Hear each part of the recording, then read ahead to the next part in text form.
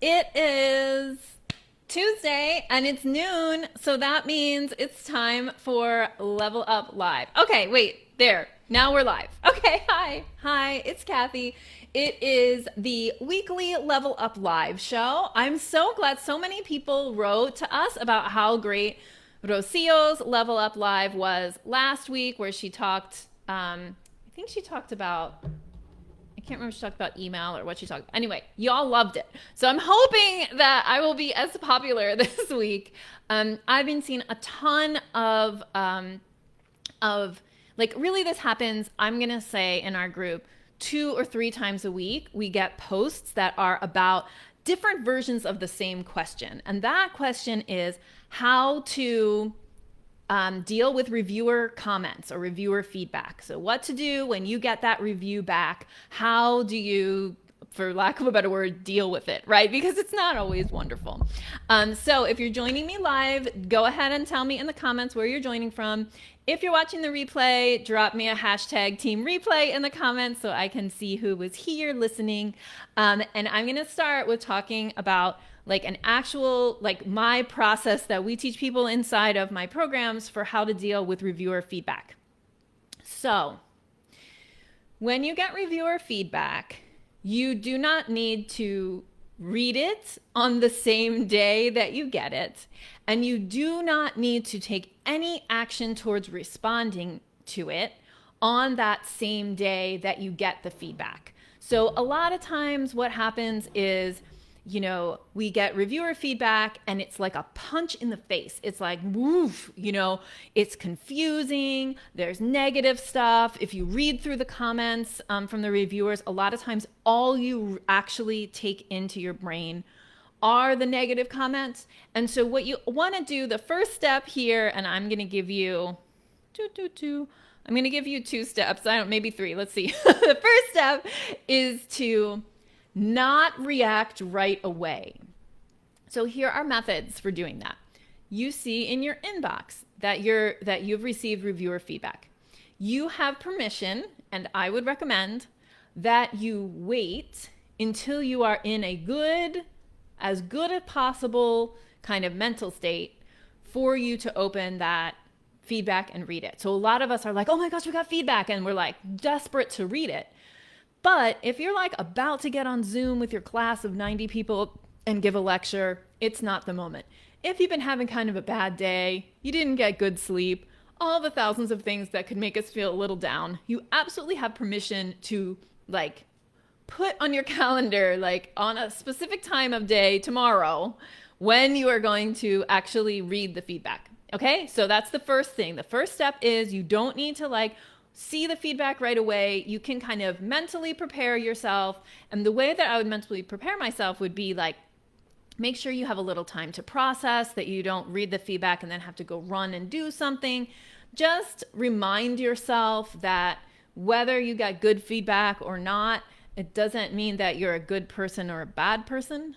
Okay? It means that you got feedback on your writing. Like that's it. It doesn't mean anything about your worth to society or your worth to the university or your worth to humanity as a person. It is just critique. Okay. So that's the first thing. Get in a good mental state, as good a mental state as you can. Don't open that email until you're like in a settled place. You're not about to run off and do something. Remind yourself of your worth. And then you open the email. Okay, so what I suggest is this little process for kind of digesting the feedback. Once you've gotten to your good place, you open the feedback and you read it one time. Okay, so my suggestion is you open the feedback, you read it one time, and you don't do anything. You don't do anything.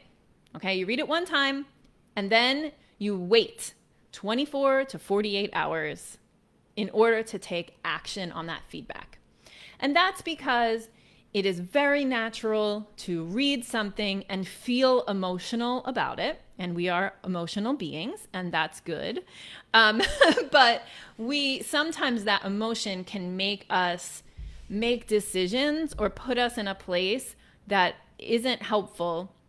And so what we want to do is like, give yourself time to feel your feelings before you take any actual action. Okay. And I would say too, like, it's absolutely possible, and I don't want to make it sound like it's not, that you're going to get reviewer feedback and it's going to be like rainbows and unicorns. Like, that is a possibility. Absolutely. It's just also a possibility that you have reviewer number 1 is rainbow and unicorns, and reviewer number 2 is like, you should never have gotten a PhD. So, because we know that, you know, sometimes the feedback is harsh. So, first thing is you get yourself in a good mental state. The second thing is you read once through and you don't do anything. You wait 24 to 48 hours before doing part 3. Okay? You feel your feelings, you handle it, you kind of, you know, digest. After 24 to 48 hours, actually what I would suggest that you do is, after you do that one read through, what I would suggest you do is get out your calendar and block, I'm going to say 2 hours of time if you can. You know, if not an hour, just block some time on your calendar in the next week where you are going to sit down and do this next thing that I'm about to tell you, okay, which is like processing the reviewer feedback. So you want to actually put that on your calendar. You don't want to try to fit it in the edges of things. Remember that any reviewer feedback, any article or piece of writing that has reviewer feedback on it is the closest article that you have right now to being published. And so it deserves your attention. It deserves your, like, it deserves time on your calendar. Okay. It's not something like, a lot of times we think the composing and the sending is what we really need to make time for, but you also need to make time for this thing, which is like the closest, as close as possible to being published, which is the reviewed article. Okay. So you get out your calendar, you get yourself an hour or two a little later, you know, in the week. And what are you going to do with those 2 hours? This is the processing the feedback. So here's what you're going to do. You're going to make a chart. Okay. And what the chart is going to look like is it's going to have columns and rows. And you're going to actually, very mechanically, you are going to transfer all the feedback from the 3 reviewers, or however many reviewers there were. You're going to transfer it onto this chart. And so it's going to look like, in the first column, it's going to be like the reviewer's feedback. And the second column will be your response to that feedback. I think then it's maybe just a 2-column thing. So, and I think it's 2 columns is good enough. I'm picturing it in my head. I have a blog post where I think I actually lay it out for you, but whatever. So in the first thing you're going to do when you're processing this feedback in the time you blocked on your calendar is you're going to just mechanically transfer the feedback that you got from either, like, sometimes you get kind of summative feedback right at the end where the reviewer gives you like a list of things. Sometimes you get line by line feedback. Anything that's not a typo or like a quick word change, you'll want to give a row in your table. And you just put them all there, you know, reviewer 1, like, you know, and you can have it actually labeled reviewer 1. And they say, like, okay, we need to include this source. And they say we need to go expand the discussion section in this certain way. And we need to make this paragraph clearer. Whatever it is, you just mechanically transfer it into this chart. And that chart is going to be like your working document, and it is going to be a document that you submit with your revision. Okay, so if it's a revise and resubmit, usually for a reject, we wouldn't get very, very detailed feedback like that. But if you do, you can also make a chart for yourself with a reject. But let's imagine a revise and resubmit, all the feedback goes into the rows on the chart. Even contradictory feedback, right? Because a lot of times, you know, that we get feedback from reviewer number 1 and reviewer number 2, and sometimes they're polar opposites. Also, any feedback in there that you don't agree with, right? That you're like, I'm never changing that about this article. That's fine. I'm going to talk about that in a second. It also goes down the rows. Okay? Then what you do is you rate, or you like kind of, you can use like colors or highlighter or whatever, and you could do this, like you print it out and do it, or you could, highlight on the document in Word or whatever. And you want to pick like the low-hanging fruit stuff first and give yourself some momentum on the revision by tackling those like easy to do things. So what's easy to do? The things you agree with, right? The things that are like, oh, he said add this source and I forgot about that source, so I'm totally doing that and I've already read it. Low-hanging fruit, okay? And you can do it. So you just want to go do like a first pass through that list that you created in the table and highlight in, I don't know, pink or something, the low-hanging fruit parts. And that's what you should tackle first. When you do any revision, what you're going to do is in the chart, right? So you have the piece of feedback in the left column, and in the right column, you're going to write like how you address that comment. So, for example, a lot of times, like I think the easiest thing to do when people are like, this was confusing or blah, blah, blah, a lot of times the first thing I ask myself is, can I delete it? Can I just delete it? Without rewriting it, just delete. Then you could say, then if you do that, then in your column, in the right hand column, you're just going to write deleted lines, blah, blah, blah, blah, blah, from this paragraph, page, whatever. Because what you're doing is you're creating kind of like a work plan, working document for yourself, but you're also going to submit a revised version or a slightly polished version of this table to the editor when you resubmit. Okay? So do the low-hanging fruit things first. Now let's talk about the things that the reviewers tell you that contradict each other. Okay, so a lot of times you get reviewer feedback that's contradictory suggestions. You are the author of the paper. You and your author team, right? Like you all are the authors of the paper. You can take feedback and you can leave feedback. That is within your right as an author. Now, it's possible that you see that the reviewers tell you something and you are like, I'm not going to change that. And you when you resubmit, you say why, briefly, and they could come back and say, no, we really want you to change it. And then you can decide to change it, or you can pull it and submit it someplace else. Okay? It is within your right. You are taking a little bit of a risk, but maybe not that much of a risk, because if you have conflicting reviewer feedback, then you can't do both things, right? So, if you have conflicting reviewer feedback, you want to look at the conflicting advice. You want to see, like, what is it is it really conflicting, or does it just appear to be? Like, what are they trying to get at? Like, what are they really trying to say?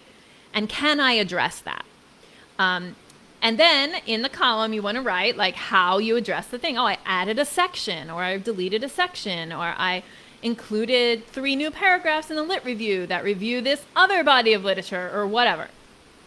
However you fixed it needs to go in the, just be described in the column to the right. And if you decided not to address it, then you want to, in a very kind of straightforward way, say, this piece of feedback from reviewer 2 contradicted reviewer 1's feedback, and I chose to address reviewer 1's feedback.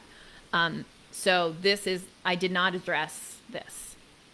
Similarly, if you have feedback, maybe it's not contradictory, maybe it's just like stuff that you're like, I'm not doing that.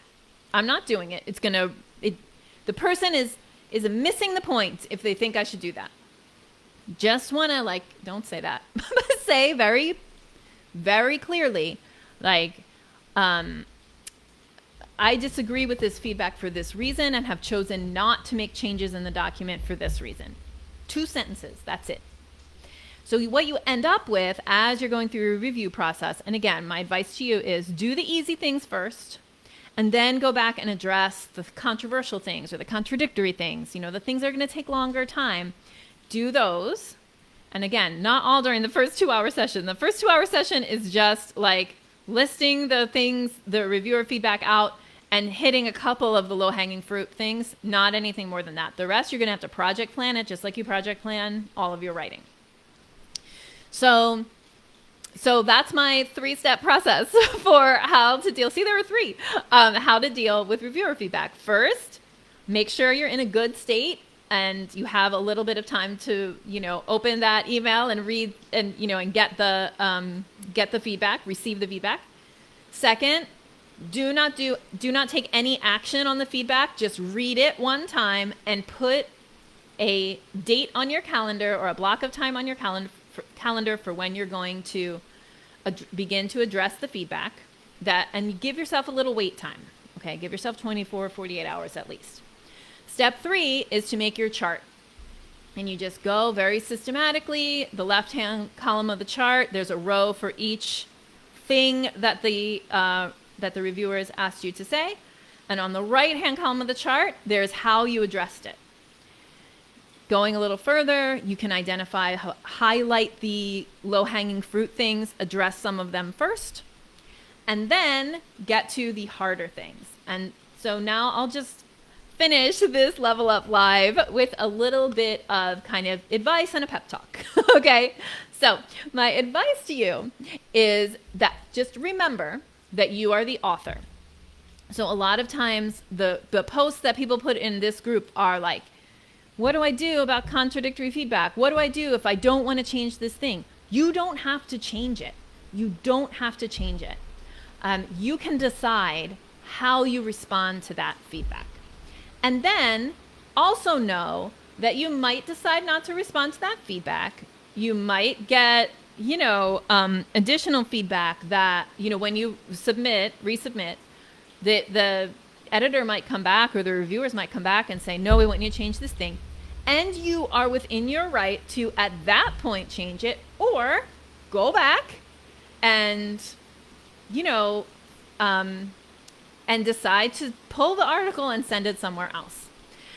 We can have a whole other conversation about choosing choosing journals and tiers and all of that kind of stuff. But for today, I just wanted to leave you with like a very specific process for how to address reviewer feedback. Now, one last thing before I leave.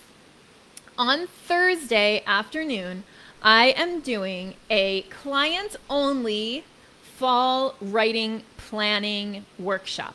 And in these workshops, what we do is we give you like a little calendar that you can use to make your plan.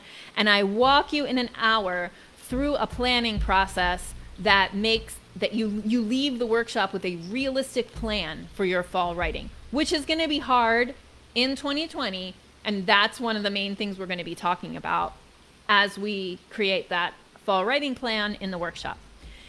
That workshop is one that we do, and we do these about every month or every 6 weeks. We do a client-only workshop. And what that means is anybody who's in any of our 4 programs, so Momentum, our $27 a month co-writing community, Navigate, our writing roadmap course, Amplify, our pre-tenure mastermind program, or Elevate, our post-tenure coaching program. If you're in any of those courses or communities, you can come to our client-only trainings. And that's what we're doing with the fall writing planning session on Thursday. So if you're like, I'm not sure how I'm going to get my writing done this fall, and also I could use a little support around it, then I would encourage you to join Momentum. So if you're thinking about one of the other programs, we would also love to have you in one of the other programs. But for right now, if you're like, I just want to feel like what it's like to work with Kathy's team, I want to know Rocio and Gina, I want to get that kind of writing coaching support, and I want to get writing like on my calendar, and I want to have like actually get it done even in the midst of this ridiculousness that is 2020, then I encourage you to sign up for Momentum. And I will leave in the first comments the link to sign up. It's $27 a month. It auto renews. Okay, so you're committing to $27 a month. As long as you cancel like a week in advance of the auto renew, then it's totally fine. It's very easy to cancel. You don't have to talk to a person to do it. It's completely automated. And so if you want to come to this workshop on Friday, or Thursday, I suggest that you, actually it's Thursday at noon Eastern, 9 a.m. Pacific. I suggest that you join Momentum. And even if all you do is join Momentum for 1 month, come to this workshop, which is totally worth more than $27, and then participate in our co-writing community. Taste it, see if you like it. Then we would love, for you to do that. And even if you don't stay, if you figure out it's not for you, it's $27 lost, and it's not lost because you're going to get this awesome fall writing planning workshop that we're doing on Thursday. So sending hugs to everyone. Thanks for listening to this Level Up Live. I hope that it was helpful. Leave me a comment if it was helpful, and I will see you on the interwebs. Bye.